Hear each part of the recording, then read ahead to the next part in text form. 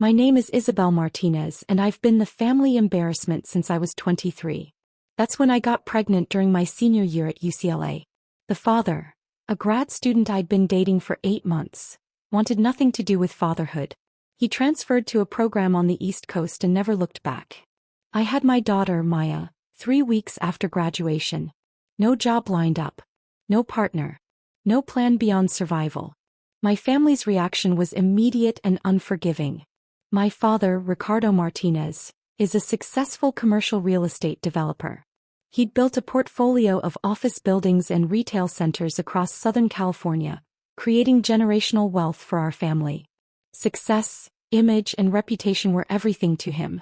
My pregnancy was a stain on all three. "You've humiliated us," he said when I told him. "What will people think?" My mother, Elena, was gentler but equally disappointed. "Oh, Isabel. You had such potential. Now what will you do?"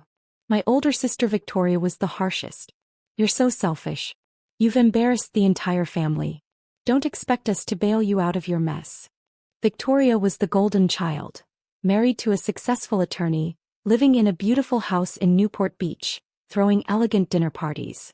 She'd done everything right and she never let me forget I'd done everything wrong. So I did what I had to do. I handled it alone. I moved into a tiny one-bedroom apartment in Koreatown, got a job as a paralegal at a personal injury law firm, and raised Maya on my own. My salary was $45,000. After rent, childcare, and basic expenses, I had maybe $200 a month left over. For 12 years I struggled. I worked overtime whenever I could. I took freelance document review projects on weekends.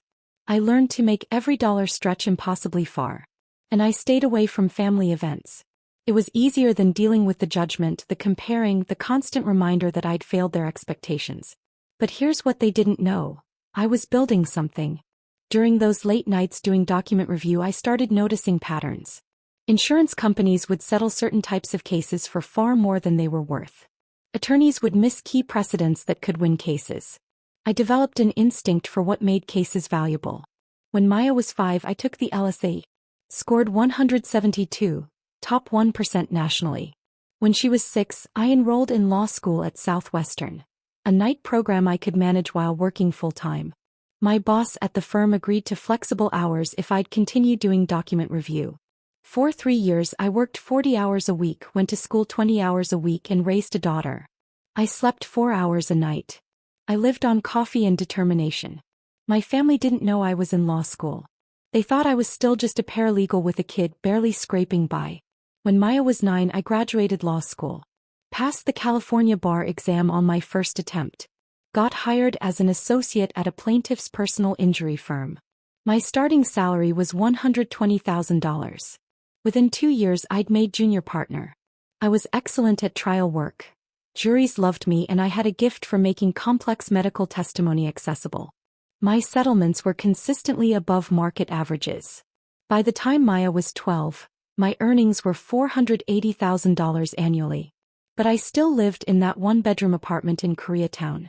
Still drove my 2010 Honda Accord. Still dressed from Target and Nordstrom Rack. Still looked like the struggling single mom my family expected me to be. Why? Because I was saving everything. Investing everything. Building something bigger. I'd been putting 60% of my income into investments. Index funds, real estate, carefully selected stocks. I'd paid cash for a duplex in Pasadena and rented out both units for positive cash flow. I'd bought a small commercial property in Burbank that housed 3 retail tenants. By Maya's 13th birthday, last year, my net worth was $2.8 million. And my family still thought I was a struggling paralegal who'd ruined her life with an unplanned pregnancy. I never corrected them because their judgment had become fuel.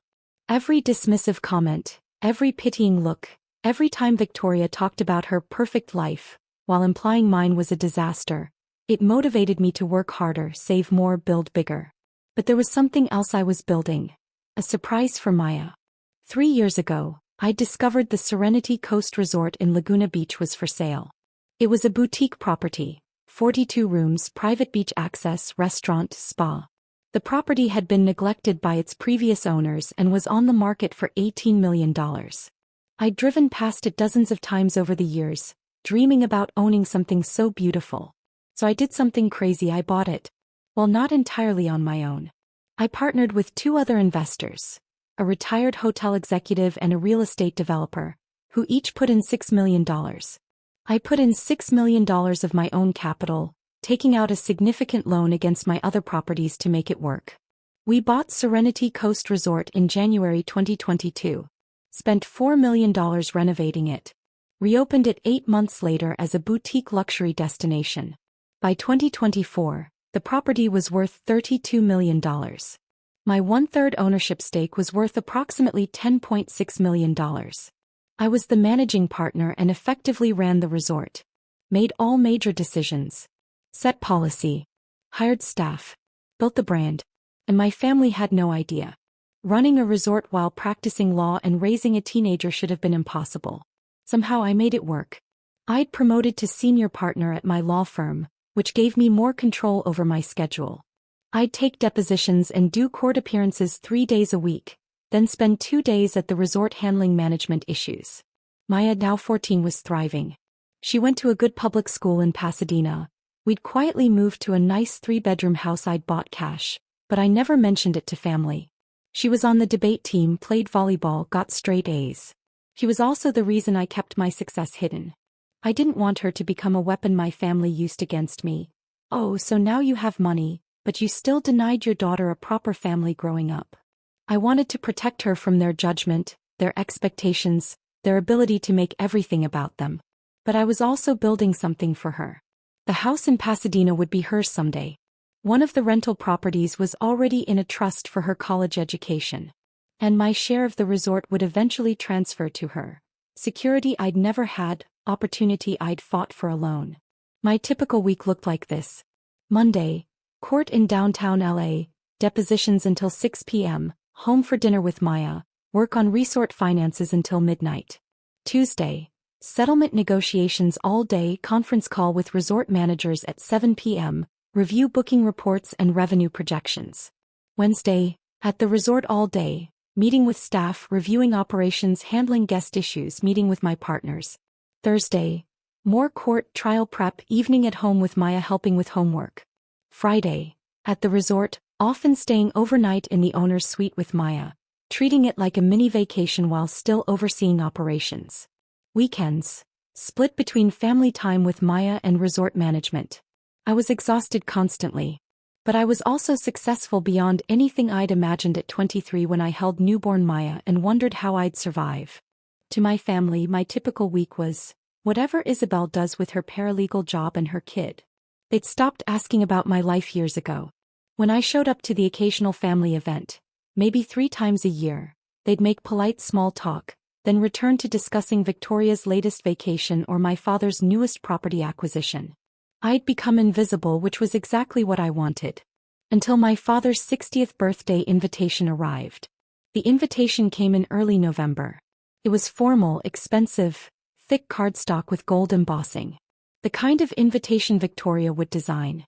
You are cordially invited to celebrate Ricardo Martinez's 60th birthday, December 15, 2024, 7 p.m. Serenity Coast Resort, Laguna Beach. Black tie, adults only, no +1s for single parents, RSVP by November 30th. I stared at that line, no +1s for single parents. That meant me. That specifically excluded Maya. I called Victoria, who'd organized the party. Hey Vic, got Dad's invitation. I wanted to clarify something. Isabel. Yes, we're so excited. Dad specifically wanted it at Serenity Coast. It's supposed to be beautiful now after the renovation. Yeah, about that. The invitation says no +1s for single parents. Does that mean? It means we want a sophisticated adult evening. No kids. I know that's hard for you since you're always dealing with childcare drama, but this is Dad's night. We can't have children running around. Maya is 14. She doesn't run around. She'd sit quietly. Isabel, it's a black tie event. Adults only. Surely you can find a babysitter for one evening? Or is that too difficult for your situation?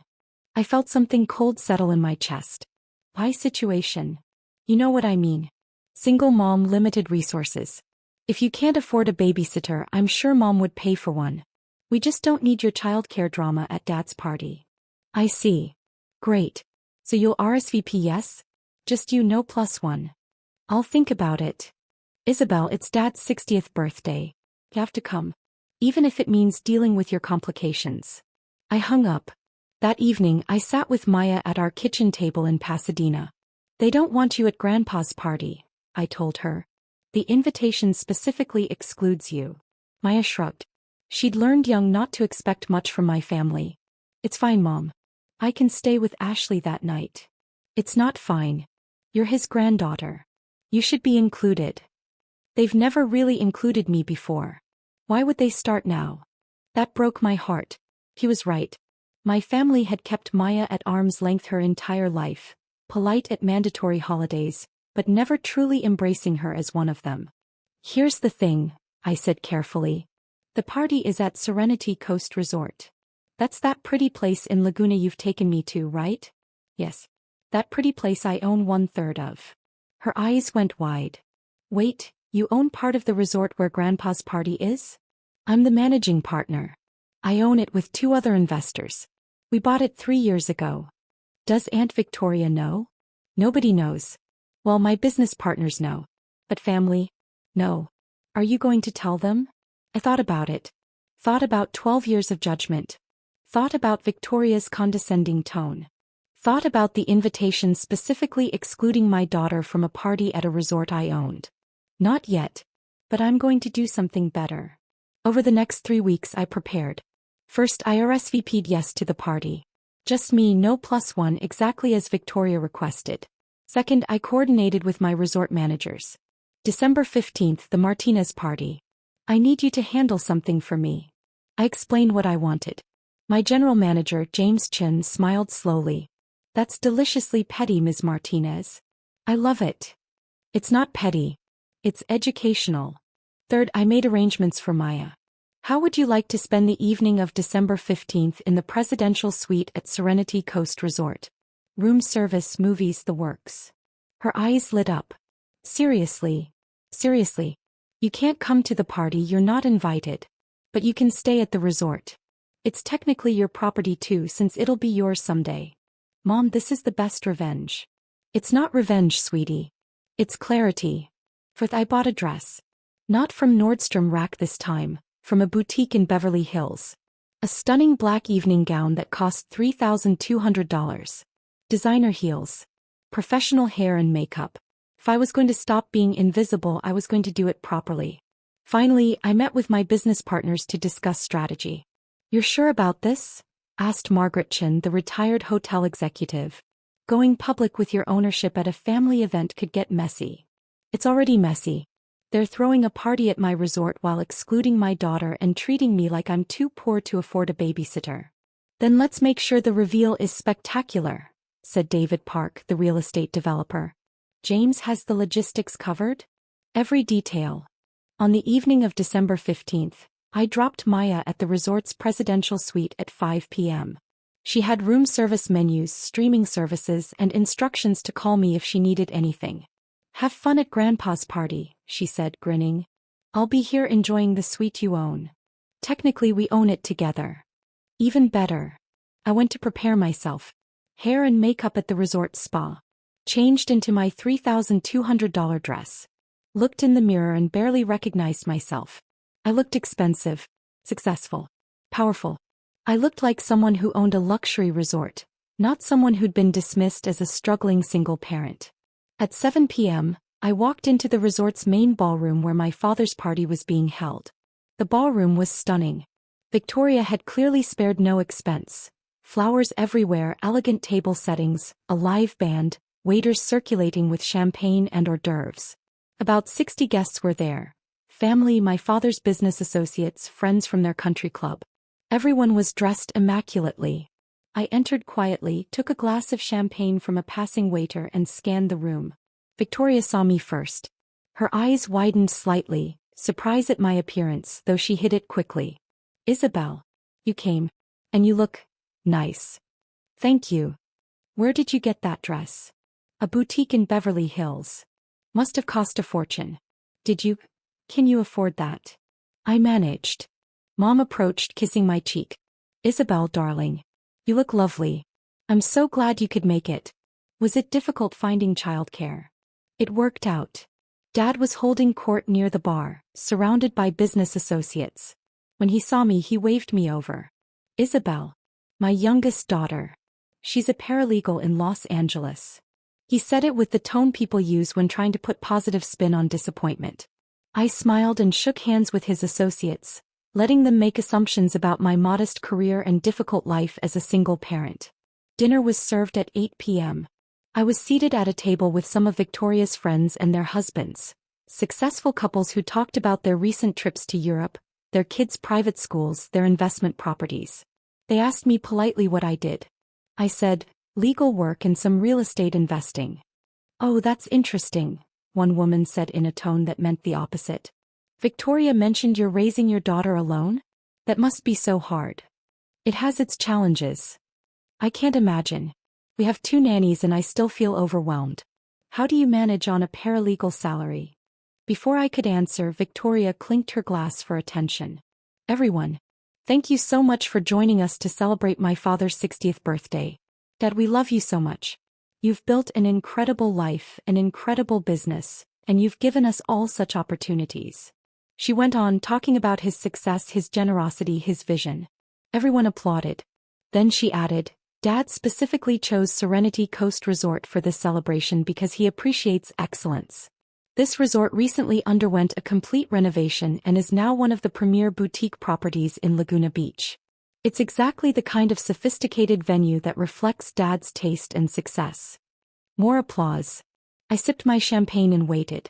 Dinner continued. The main course was served, filet mignon and lobster tail. The wine flowed. Conversation buzzed.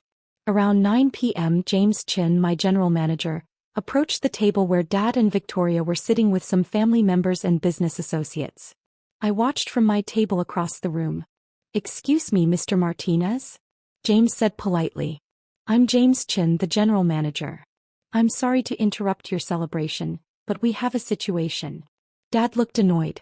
What kind of situation? The owner of Serenity Coast Resort has requested that your party relocate to a different area of the property. Complete silence at the table. What? Victoria's voice was sharp. That's absurd. We booked this ballroom months ago. We have a contract. Yes, ma'am. However, the owner has certain rights regarding property usage. She's requesting you move to the terrace area, which is quite lovely. Absolutely not, Dad said, his face reddening. We paid for this ballroom. We're staying in this ballroom. This is unacceptable. I understand your frustration, sir, but the owner is quite firm on this matter. Then get the owner here now. Dad demanded, standing up. I want to speak to whoever thinks they can disrupt my birthday celebration. James smiled politely. The owner is here, sir. She's currently in the presidential suite with her daughter. Shall I request she come down? Yes. Immediately. Very well, sir. I'll let Ms. Martinez know you'd like to speak with her. I watched Dad's face go through several expressions. Confusion, then recognition, then disbelief. Ms. Martinez? He repeated. Sir. Isabel Martinez. She's the managing partner and majority decision-maker for Serenity Coast Resort. She's been here all evening, actually. Would you like me to bring her to you, or would you prefer to go to her? Victoria had gone pale. Isabel owns this resort? 1/3 ownership, ma'am. Along with 2 other partners. But as managing partner, she handles all operational decisions, including venue usage. My mother stood up. There must be some mistake. No mistake, ma'am. Ms. Martinez and her partners purchased Serenity Coast Resort in January 2022. Completed a $4 million renovation. Reopened it 8 months later. Under her management, the property value has increased from $18 million to approximately $32 million. She's been quite successful. The entire ballroom had gone quiet now. Everyone was listening. I stood up from my table and walked toward where my family was sitting. Hi, Dad. Happy birthday. He stared at me. You own this place? 1/3 of it, yes. With 2 partners. I'm the managing partner, which means I handle day-to-day operations and make final decisions on property usage. Victoria found her voice. How? How is this possible? You're a paralegal. Actually, I'm a senior partner at Brennan & Associates. Personal injury law. I make about $480,000 a year. I've been investing heavily in real estate for years. My net worth is approximately $2.8 million, not counting my share of this resort, which is worth about $10.6 million. Mom sat down heavily.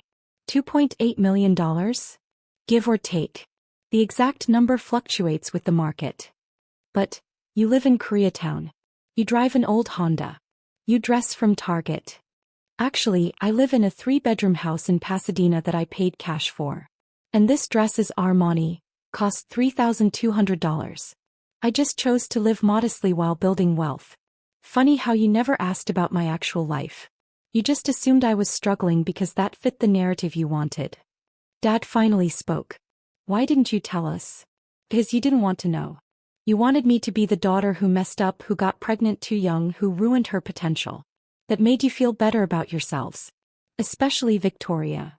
That's not true, Victoria started. Your invitation said, no +1s for single parents, and you told me you didn't need my childcare drama. At a party at my resort. Where my daughter, your niece, was specifically excluded. We didn't know you owned it. You shouldn't have needed to know I owned it to treat me with respect. To include Maya. To stop judging me for choices I made 13 years ago. The room was absolutely silent except for the band, which had stopped playing. So here's what's going to happen, I continued. You can finish your dinner. You can have cake. You can celebrate Dad's birthday. But it's going to be on my terms at my property with my rules.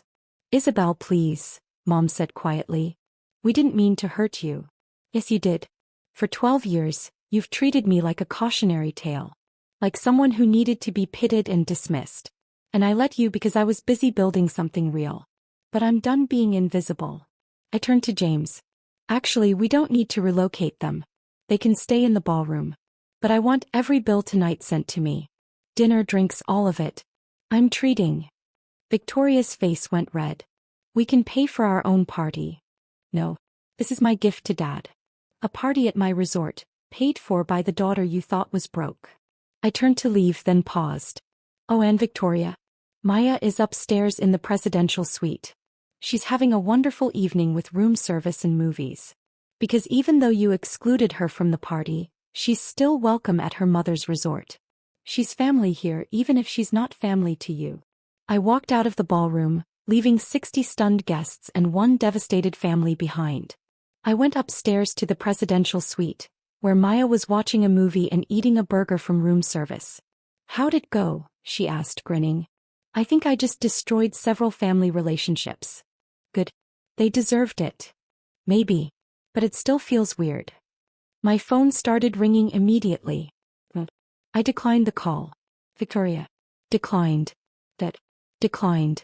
Over the next hour I got 23 calls from various family members. I answered none of them. Instead, Maya and I sat on the suite's balcony, overlooking the ocean, eating ice cream sundaes from room service. Mom. Maya said quietly. I'm proud of you. For what? For showing them who you really are. For not letting them make you feel small anymore. Thanks, baby. And for building all this while raising me alone. I know that was hard. You made it worth it. Around midnight, someone knocked on the suite door. I checked the peephole. That. I opened the door. Can we talk? He asked. Why is here? I'd like to talk to both of you if that's okay. I let him in. Maya paused her movie. Dad looked at us both, then at the suite. Easily the most expensive room in the resort with its ocean views, separate living area and luxury finishes. This is beautiful, he said quietly. Thank you. We designed it during the renovation. He sat in the chair opposite us. Looked old, suddenly tired. Isabel, I owe you an apology. Actually, I owe you many apologies. For 12 years of apologies. Dad. No, let me say this. When you got pregnant at 23, I was angry. I was embarrassed. I felt like you'd ruined the image I'd built for our family. Successful, polished, perfect. So I made you feel ashamed for something that shouldn't have been shameful. For having a baby. For raising her alone when her father abandoned you. For surviving and building a life anyway. Maya was watching him quietly. And Maya, I owe you an apology too. You're my granddaughter and I've kept you at a distance because you reminded me of my own failures as a father. Your mom didn't fail, I did. And I'm sorry. Thank you for saying that, I said carefully. But it doesn't change 12 years. I know. But maybe it can change the next 12 years. If you'll let it. What about Victoria? What about Mom? What about everyone downstairs who spent years pitying me? Victoria is devastated. She realized tonight that her entire sense of success was built on comparing herself to you, to the version of you she'd constructed in her mind. Learning you're actually more successful than she is. It's shaken her. Good. And your mother is crying in the bathroom. She realizes she failed you. We all failed you. What do you want from me, Dad? A chance. To rebuild this. To know you, the real you. To know Maya. To be a real family instead of the performance we've been doing for 12 years. I looked at Maya. He shrugged.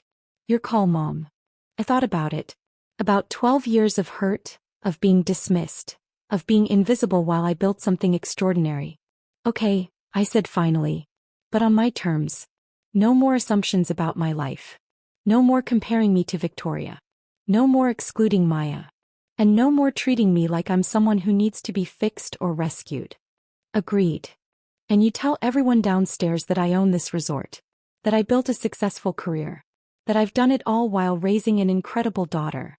No more hiding my success because it makes you uncomfortable. I'll tell them tonight. Before we leave. Good. He stood to go, then paused. For what it's worth, Isabel, I'm proud of you. I should have said it 12 years ago, but I'm saying it now. You're the strongest person in our family, and you always have been. After he left, Maya looked at me. Do you believe him?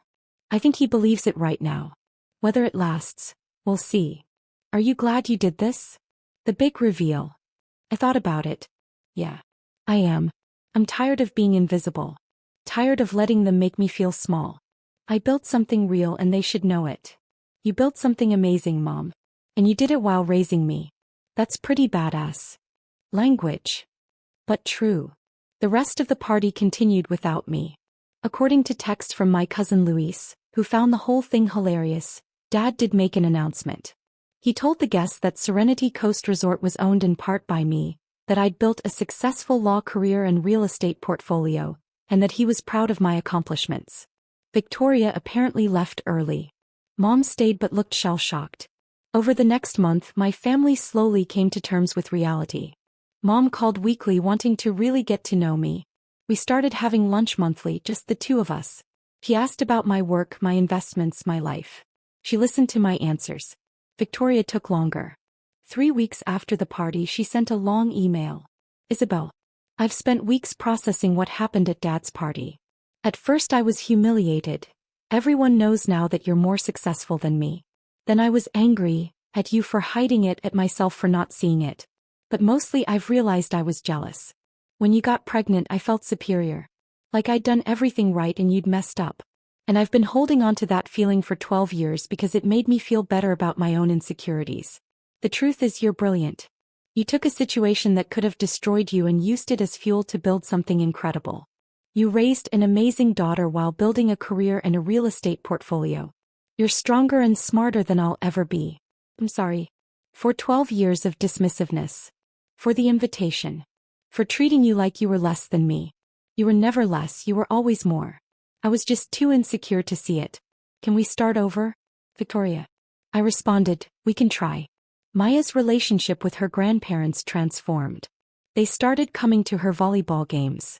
Dad took her to dinner monthly and actually asked about her life. Mom helped her with college application planning. They were learning to be grandparents 12 years late but finally showing up. The most meaningful change was in how I saw myself. For 12 years I'd built my success in secret, afraid that visibility would invite judgment. I'd let my family's perception of me as a struggling single mom define how I presented myself to the world. But I wasn't struggling. I wasn't a failure. I wasn't someone who needed to be pitied or rescued. I was Isabel Martinez, attorney, investor, resort owner. Single mother who'd built something extraordinary while raising an incredible daughter. And I wasn't hiding anymore. 6 months after Dad's birthday party, Maya and I hosted our own celebration at Serenity Coast Resort. It was her 15th birthday. We invited family, Dad, Mom, Victoria and her husband, cousins, uncles, aunts. We also invited Maya's friends, her volleyball team, teachers she loved. The party was in the same ballroom where Dad's party had been. But this one had a different energy, joyful, inclusive, real. During the party, Maya made a toast. Thank you all for coming. I want to say something about my mom. She looked at me, her eyes suspiciously shiny. 15 years ago she had me when she was 23. Everyone told her it would ruin her life. And for a long time, people treated her like it had. But my mom is the strongest person I know. She went to law school while working full-time and raising me. She built a successful career. She invested in real estate. She bought this resort, this beautiful place where we're standing right now.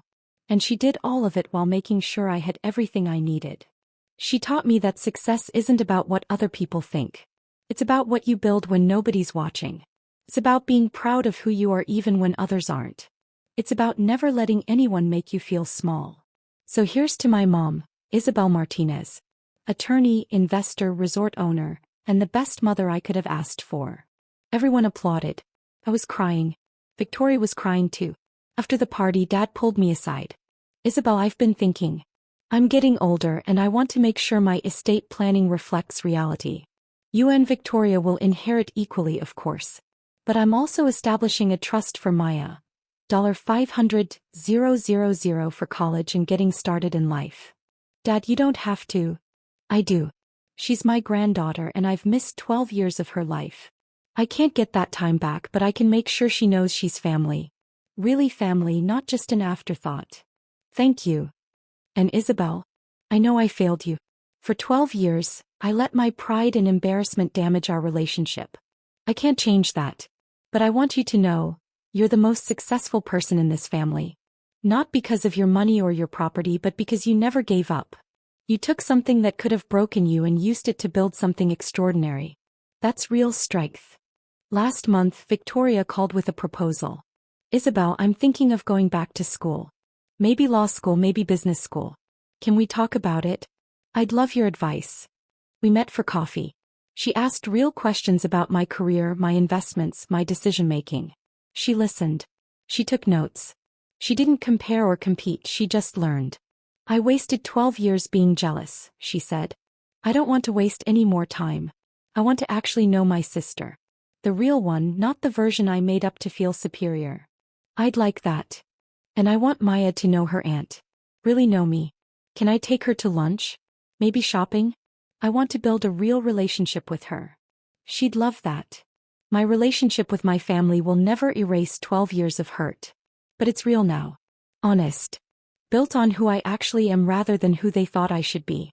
Last week I closed on another property, a small hotel in Palm Springs. 14 rooms, pool, mid-century modern aesthetic. Purchase price, $4.2 million.